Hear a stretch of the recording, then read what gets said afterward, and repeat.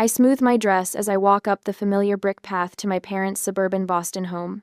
Sunday dinners have been a tradition since I moved into my own apartment 3 months ago, though I still consider this house partially mine.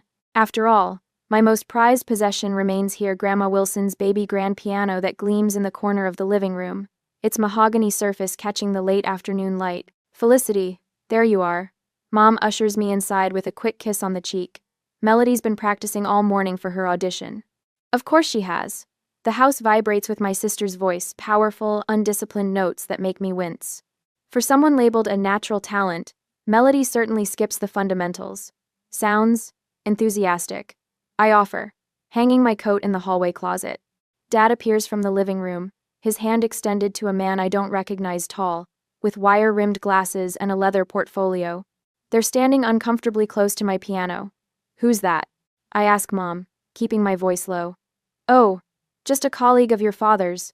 She bustles toward the kitchen. Dinner's almost ready. Go say hello to your sister. The stranger runs his hand along my piano's lid, nodding as Dad whispers something. My stomach tightens.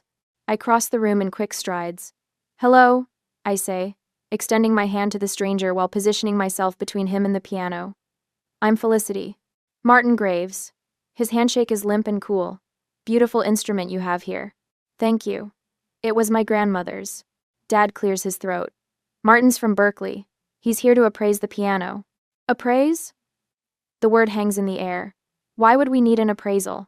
Melody chooses this moment to sweep into the room, sheet music clutched dramatically against her chest. At 29, my sister still dresses like she's auditioning for a community theater production of La Bohème. Felicity, did they tell you the wonderful news? She beams, tossing her sheet music onto my piano bench. I remove the music, placing it carefully on the side table. What news? Mom appears at the doorway. Let's discuss over dinner. Everything's ready. The dining room table gleams with Mom's best china, the set reserved for special occasions. A bottle of champagne chills in an ice bucket. My hand trembles slightly as I take my seat. So, Dad begins, serving the roast chicken with ceremony. We have an announcement. I glance at the stranger, Mr. Graves, who has inexplicably joined us for dinner. He studies his plate with sudden interest. Melody has been invited to compete in the European Classical Voices competition. Dad's voice swells with pride.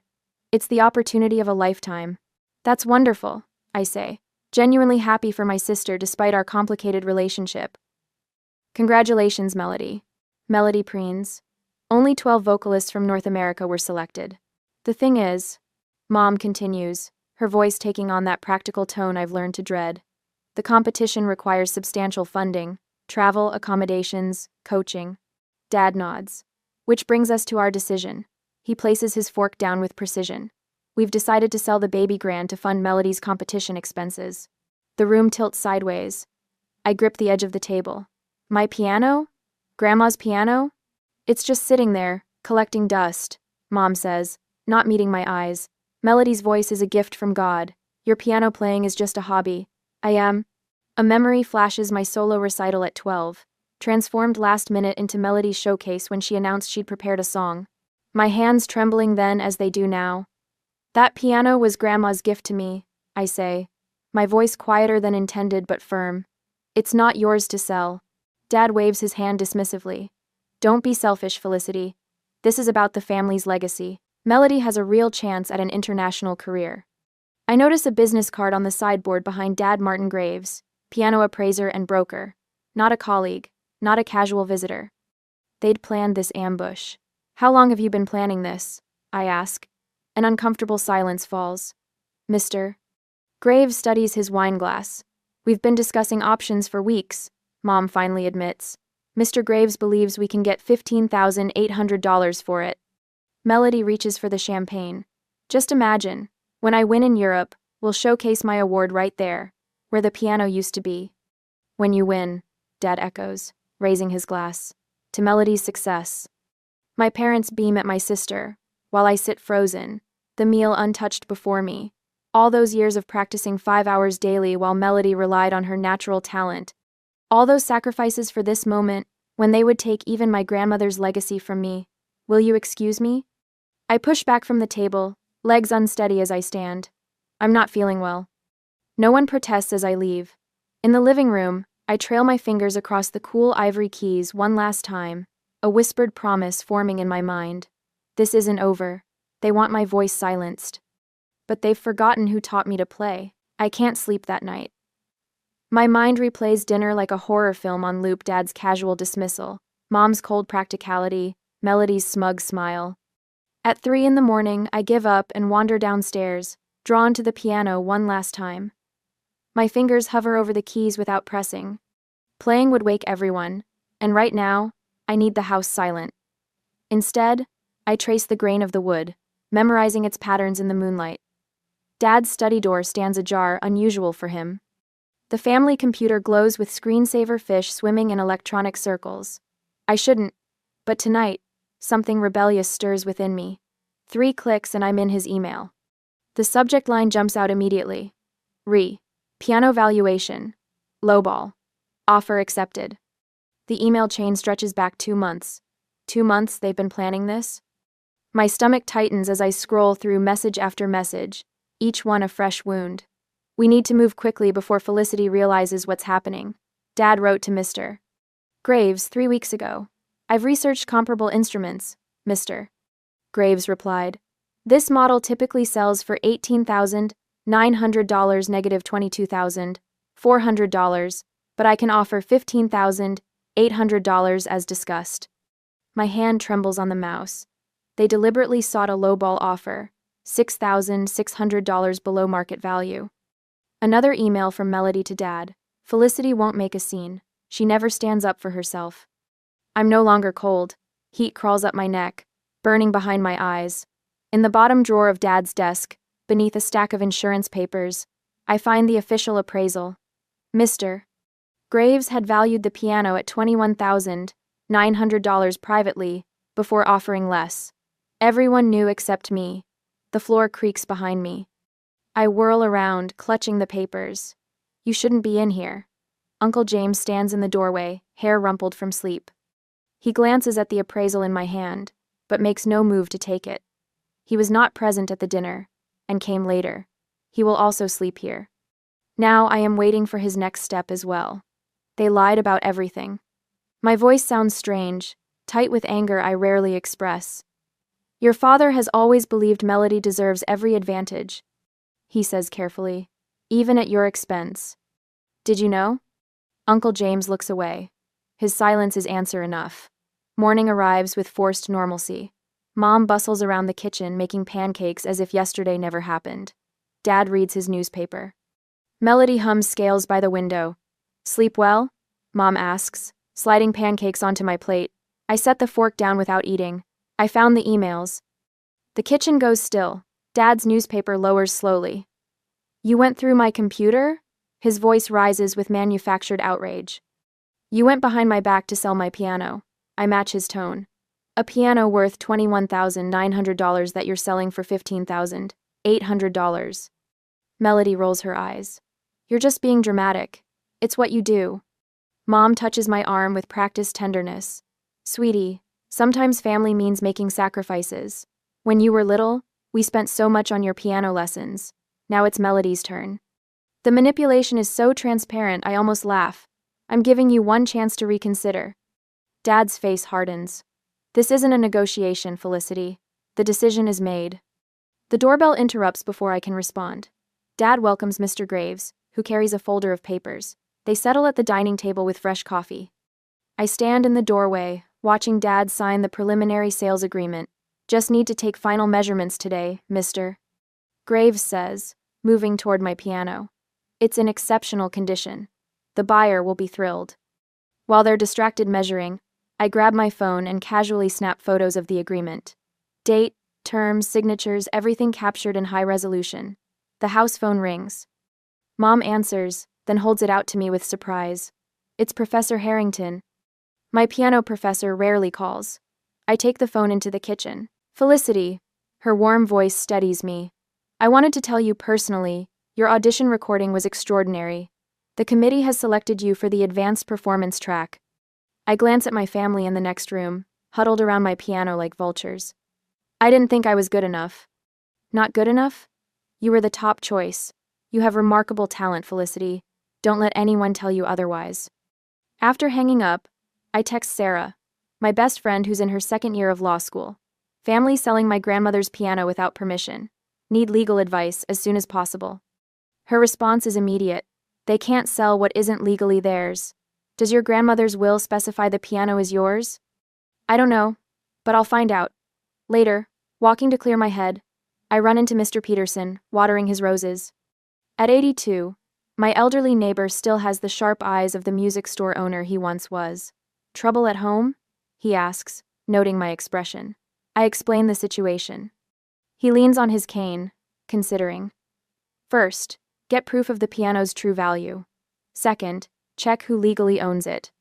Third, secure it physically if possible. His advice is practical, experienced. And Felicity? Sometimes the quietest people make the loudest statements when pushed too far. As I turn to leave, Uncle James approaches from across the street. He glances around before speaking. You might want to talk to someone about ownership of that piano, he says quietly. Your grandmother was very specific about her wishes. The gift letter is still in her safe deposit box. He presses a key into my palm. Box 247, First National. For the first time since dinner last night, I feel something besides anger, the stirring of hope. They thought I wouldn't fight back. They were wrong. A week has passed, and I found my grandma's will and started verifying everything, as I will not allow my parents take her legacy away. At my apartment, I ensure the proper plan and every detail on how to prevent selling the piano. The invitation sits on my kitchen counter, its embossed lettering catching the morning light. A special celebration dinner for Melody's European journey, it reads. Mom called yesterday to ensure I received it, her voice brimming with excitement that barely masked the assumption I would attend without question. I arrive at my parents' house Monday evening next week to find Mother in the living room, methodically emptying the antique sheet music cabinet beside my piano. What are you doing? I ask, watching, as she stacks my carefully organized collections into cardboard boxes. Just making space for Melody's competition materials. She doesn't look up. This cabinet will be perfect for displaying her awards when she returns. I notice Chopin's Nocturnes, my first advanced piece, already sealed in a box labeled storage. My grandmother's handwritten notes still mark the margins. Those are mine, I say, reaching for the box. Mother intercepts my hand. Felicity, don't start. Your father has scheduled the piano removal for Friday. 4 days. That's all we're asking you to accept gracefully. 4 days. The timeline punches the air from my lungs. In the living room, Melody runs through vocal exercises, her hands splayed across my piano's lid in a territorial claim. A half-empty coffee cup sits on the polished surface, leaving a wet ring on the mahogany. Could you please use a coaster? I ask, sliding a cloth beneath the cup. Melody rolls her eyes. It's not like it matters now. Her casual dismissal ignites something in me, a spark of resistance I haven't allowed myself to feel. I close my eyes and hear Grandma Wilson's voice, clear as the high C note she taught me to play when I was 7. This piano is yours to protect, Felicity. It's your voice when words fail. The memory washes over me. Grandma guiding my small hands across the keys, her patience never wavering through countless hours of practice. True strength isn't loud, she told me once. It's the quiet persistence that changes the world, one note at a time. Carry-ons. While Melody relied on raw talent, I built discipline. When she skipped practice to attend parties, I refined techniques until my fingers ached. While she expected applause, I earned every moment of recognition through persistence. I've always been the strong one. Mother bustles into the kitchen, leaving me alone with the instrument that shaped my life. I trail my fingers across the keys, not pressing down, just feeling their cool familiarity beneath my skin. I will not let my voice be silenced again. The next morning, as I sleep again at the house, I call Robert Jennings, a certified piano appraiser recommended by my professor. By afternoon, he's examining every detail of the baby grand. Beautiful instrument, he says, measuring the soundboard. Well-maintained, remarkable tone. I'd value this at $15,800. I thank him and accept his official appraisal document, the same value Mr. Graves quoted, though I suspect he planned to offer my parents much less. From there, I visit Hartford Insurance. The agent seems puzzled when I request personal property coverage specifically for the piano. Moving it soon? she asks. Protecting what's mine, I answer, providing the appraisal and my identification. My friend Sarah meets me for coffee after her law classes. Her dark eyes narrow as I explain the situation. They can't legally sell what isn't theirs, she says, pulling out her laptop. Do you have anything proving your grandmother gave it specifically to you? Not yet, I admit, but I'm working on it. Sarah begins typing. Let me draft something. We'll need documentation of ownership and transfer of property. Even without the original gift documentation, we can establish your claim. While Sarah works, I research the European Classical Voices competition on my phone. The eligibility requirements state all contestants must have completed advanced vocal training with documented professional performances. Melody has neither. They're selling my piano for a competition she isn't qualified for, I whisper. Sarah looks up. That changes things. By Thursday, my network mobilizes. Professor Abernathy provides a letter documenting my 5 years of advanced study, emphasizing my exceptional talent and dedication to preserving classical piano traditions. Mr. Peterson, my elderly neighbor who owned a music store for 40 years, introduces me to Martin Coleman, a piano restoration expert who documents the instrument's condition and confirms its value. Your grandmother bought this from my father's shop in 1968, Mr. Peterson reveals. I remember the day she brought you in, barely tall enough to reach the keys. The most surprising ally emerges Thursday night. Uncle James arrives for the pre-celebration dinner carrying an envelope. Found this while clearing some old files, he says, slipping it to me in the hallway. Thought you might need it. Inside is a yellowed letter in my grandmother's handwriting, dated 3 years before her death. To my granddaughter Felicity, I bequeath my Steinway baby grand piano, to be hers alone, as she has shown the dedication and love this instrument deserves. I slide the letter into my purse as dinner begins. Father raises his glass to Melody. Mother distributes brochures of European landmarks. The piano sits in the corner, already stripped of family photographs. After dinner, when the house quiets and family retreats to their rooms, I return to the living room. The piano waits, moonlight streaming across its polished surface. I sit at the bench, place my hands on the keys, and begin. Chopin's revolutionary etude pours from my fingers all the frustration, determination, and strength I've buried, finding voice through the thundering bass and lightning treble runs. I play as I never have before, each note a declaration. Footsteps in the hallway. I don't stop. The living room lights flick on. I don't stop. My family gathers in the doorway, but I play on, lost in the storm of sound I'm creating. When the final chord fades, silence hangs heavy in the room. I look up to find my parents staring, my father's mouth slightly open. Melody stands behind them, an unfamiliar expression crossing her face, and respect, quickly replaced by something darker. I didn't know you could play like that, Mother says quietly. You never listened, I answered, closing the piano lid with gentle finality. Father clears his throat. Felicity, perhaps we should discuss. There's nothing to discuss, I say, standing. This piano isn't for sale. I walk past them toward the guest room, my grandmother's letter secure in my pocket. They see me now, finally. But it's too late to change my plans. Tomorrow, I will reclaim what's mine. On Friday, the living room feels like a theater stage, with the sunlight streaming through the bay window, illuminating the piano as if it's under a spotlight. Mr. Graves has returned, his leather portfolio thicker this time. Mother hovers nearby, pretending to dust while Father and Mr. Graves speak in hushed tones. 12,800. Mr. Graves announces, sliding a document across the coffee table. My final offer. Father's face flushes crimson. That's absurd. We discussed $15,800 last time. Market conditions have changed, Mr. Graves replies with a shrug. I have expenses to consider. I sit quietly on the window seat, a folder hidden beneath my notebook as I pretend to study. These last days of preparation have armed me with everything I need, the appraisal documents, insurance papers, and most importantly, Grandma's gift letter that Uncle James delivered yesterday with a knowing wink. 14,100 is our bottom line, Father insists, his voice rising. This is a Wilson baby grand, for heaven's sake. Mother shoots him a warning glance. Perhaps we should discuss privately, dear. There's nothing to discuss. Either he meets our price, or we find another buyer. I almost smile. Their greed is buying me time I desperately need. Later that afternoon, Mother corners me in the kitchen. Your piano professor called me back today. My stomach tightens. Oh? She seemed quite concerned about your attitude. Mother's voice drips with false concern. Said you were being unreasonable about a family decision.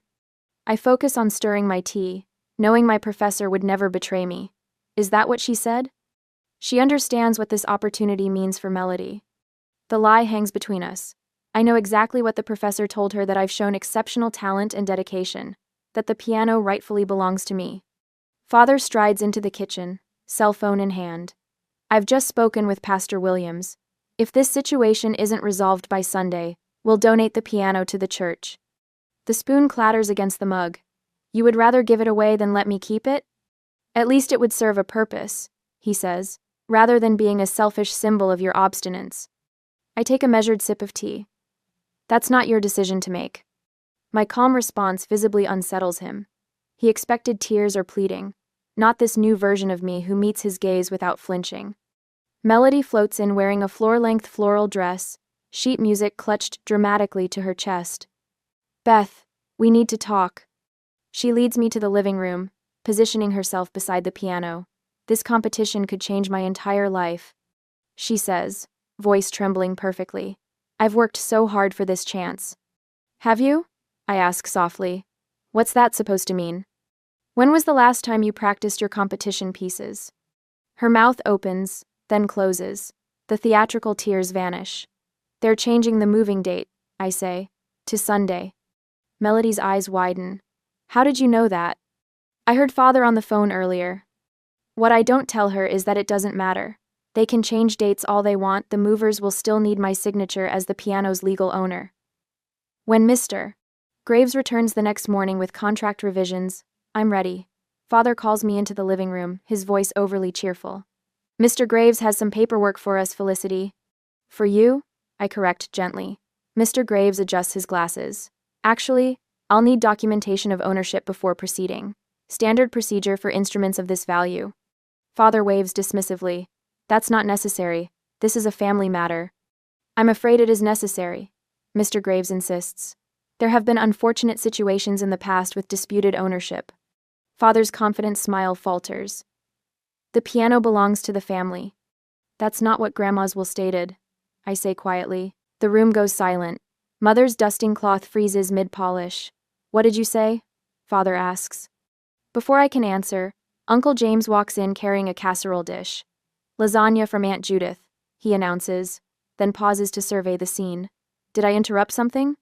Just discussing the piano sale, Mother says tightly.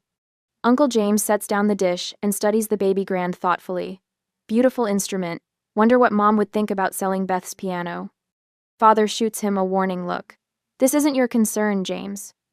Family matters are always my concern, Uncle James replies mildly, especially when they involve Mom's wishes. That evening, the first real cracks appear. Through the heating vent in my bedroom floor, I hear Melody complaining downstairs. The competition schedule is so demanding. I'll need at least 5 hours of practice daily. Then perhaps you should start practicing, Father snaps, his patience clearly fraying. Richard! Mother gasps. Well, it's true. She's had the sheet music for weeks. You're the one who said my natural talent would carry me through, Melody protests. Talent without work is worthless, Father mutters. Later, their voices drift up again as I lie in bed. $15,000, Martha. That's what we're destroying this family over. It's not about the money, Mother argues. It's about Melody's future. Is it? Because frankly, I'm not convinced she even wants this competition. When was the last time you actually heard her practicing those pieces? I turn my pillow over to the cool side and close my eyes, allowing myself a small smile. The foundation is cracking beneath them, and for once, I'm not the one crumbling. Tomorrow, everything changes. On Sunday, the grandfather clock in the foyer strikes 4 as I smooth my skirt and take a steadying breath. Through the dining room doorway, I can see them waiting, Mom and Dad at opposite ends of the table. Melody fidgeting with her water glass. Mr. Graves reviewing papers with another man in work clothes. The movers, I realize. They've brought movers today. Felicity, we were just about to start without you. Dad waves me in with forced cheerfulness. Come join us for this special family moment. I slide into my usual chair, noting how they've positioned me directly across from Mr. Graves. A power move. The dining room table gleams with the good china again, though no one has bothered to set a place for the movers, who stand awkwardly by the sideboard. Dad clears his throat and slides a document toward me with theatrical flourish. Let's make this official. Mr. Graves has been more than patient with our family discussions. The sales contract sits before me, Dad's fountain pen resting atop the signature line. My name isn't anywhere on the document. Just his. 15,000, Mom says, her voice softening to the tone she uses when she wants something. That money will open doors for your sister that we simply cannot afford otherwise. This is for my future, Felicity. Melody reaches across the table to touch my hand. Her nails are freshly manicured, her expression practiced. Sometimes art requires sacrifices. I slip my hand away. You've never sacrificed anything for your art. Mom gasps. Dad's mouth tightens into a thin line. Now listen here, he begins. No. The word comes out quietly but stops him mid-sentence. You listen. I reach into my bag and remove 3 sealed envelopes, placing them on the table with deliberate care. The room falls silent as I slide them forward, one by one. A certified appraisal valuing Grandma's piano at $15,800. I tap the first envelope. Insurance documentation in my name only. I tap the second. And Grandma's gift letter, specifying the piano was left to me, not to the family. Mr. Graves picks up the appraisal, his eyes widening slightly as he reviews the professional assessment. The mover shifts his weight from one foot to the other. The piano isn't for sale, I say, my voice steadier than I've ever heard it. It never was yours to sell. Dad's face flushes crimson. He snatches the gift letter, scanning it quickly, then again more slowly. The paper trembles in his hands. You went behind our backs? Mom's voice pitches higher. After everything we've done for you? I learned from watching you. The words hang in the air between us. 3 months of planning this sale without telling me. Emails about how I'd never make a scene. Melody's eyes dart toward the door as if calculating an escape route. Uncle James, who has been silent in the corner, gives me a nearly imperceptible nod. Mr. Graves, I say, turning to the appraiser, I appreciate your professional interest, but as you can see, this sale would be legally questionable at best. The man closes his portfolio with a snap. I don't involve myself in family disputes. Call me if you sort this out. He nods to the movers, who follow him toward the front door without a backward glance. How dare you embarrass us like this? Dad pushes back from the table, his chair scraping across the hardwood floor. After everything we've invested in your lessons, your education. I'm going back to my apartment, I interrupt, standing to match his height. The piano comes with me. His laugh is sharp, dismissive. And how exactly will you afford that without our support? Your little teaching gigs barely cover your coffee budget. The corner of my mouth lifts in what might be my first genuine smile in this house for years. The Archer Foundation disagrees. I've been awarded their full merit scholarship. Mom's teacup clatters against its saucer. You applied without telling us? Like mother, like daughter, I answer. I applied 6 months ago without my family knowing, as they never valued me anyways. Now I will show them. Melody suddenly pushes away from the table, her composure cracking. You don't understand what it's like. Her voice rises, no longer the practiced soprano but raw and breaking. Everyone expects me to be this prodigy, but you, she gestures wildly toward me. You actually care about music. I've just been playing a role my whole life. The confession hangs in the stunned silence. Dad stares at Melody as if seeing her for the first time. The movers will be back tomorrow, I say, gathering my documents. For the piano this time, not against it. I walk past my silent parents, past my sister frozen in her unexpected moment of truth, past Uncle James who whispers well played as I pass. In the living room, I pause at the piano, my piano, and run my fingers lightly across the keys. For the first time, the notes sound like freedom. Uncle James follows me to the front porch, closing the door softly behind him. The evening air carries the scent of Mrs. Patterson's roses from next door. The neighborhood seems strangely unchanged, despite everything that just happened inside. Your grandmother would be proud, he says, joining me on the top step. She never let anyone silence her either. I didn't know that about her. He smiles. Why do you think she left the piano specifically to you? She recognized something in you that your parents have always missed. A car door slams as Mr. Graves drives away, the movers following in their truck. The rumble of engines fades into the distance. What happens now? I ask, suddenly uncertain despite my victory. Uncle James considers this. Now you get to discover who you are when you're not fighting to be heard. I glance back at the house. Through the window, I can see Mom with her arm around Melody, whose shoulders shake with sobs. Dad stands apart, staring at nothing, the gift letter still clutched in his hand. Will they forgive me? The question slips out before I can stop it. Eventually, Uncle James says, but that's not the real question. He turns to face me fully. The real question is whether you'll forgive them. I don't have an answer yet. Instead, I think about my small apartment waiting across town, about the empty corner by the window where sunlight streams in each morning. The perfect spot for a piano. I should go, I say, standing up straighter. I have arrangements to make. Need help? Uncle James asks. I shake my head. No, this part I need to do myself. As I walk to my car, my steps feel lighter. Behind me, the house that was once my anchor now seems smaller somehow. Ahead of me stretches a future I've written myself, note by careful note. The piano fits perfectly in the corner of my apartment, sunlight from the bay window highlighting the freshly polished mahogany. 3 months since I claimed what was rightfully mine and moved out of my parents' house. The instrument seems to breathe easier here. So do I. I run my fingers across the keys without pressing down, feeling the cool ivory beneath my fingertips. The restoration expert did remarkable work.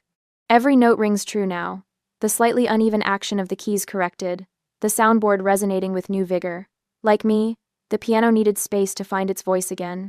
The letter sits on top of the piano, its official letterhead catching the morning light. The Boston Chamber Music Society invites me to perform at their spring showcase. My first solo recital since graduating, recognition on my own terms, without family connections or obligations.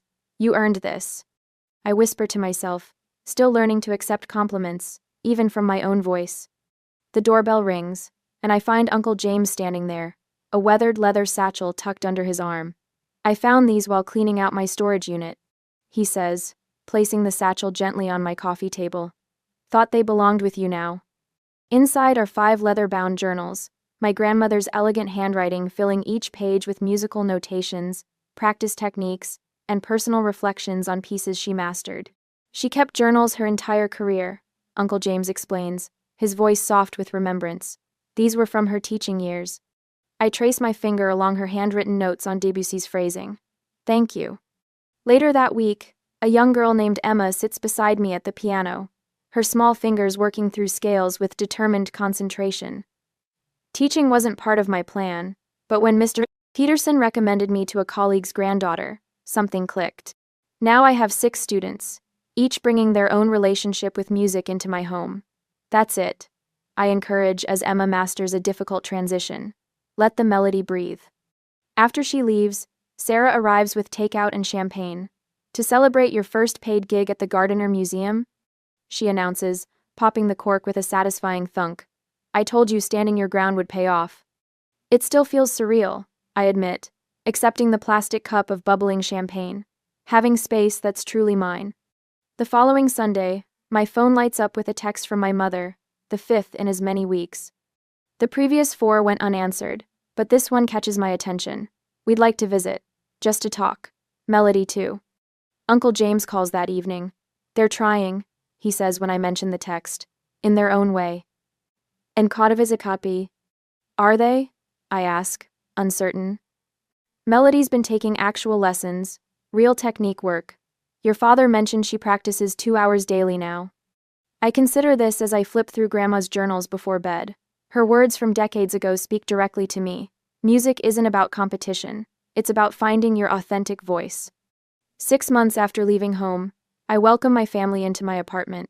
The tension is palpable, but different now, tempered with something new. Respect, perhaps. This is lovely, Mom says, her eyes traveling to the piano. It belongs here. After dinner, I sit at the piano without being asked. I play a piece I've been composing, inspired by these months of transition. When Melody begins to hum along, finding harmonies that complement rather than overpower the melody, I don't stop her. Our parents watch with quiet appreciation, seeing both daughters clearly for perhaps the first time. When they leave, I return to the piano, the apartment peaceful in their absence. I place my hands on the keys my grandmother once played, the setting sun casting golden light across the polished wood. I begin playing Clair de Lune, letting each note hang in the air before moving to the next. Sometimes the quietest voice carries the strongest melody.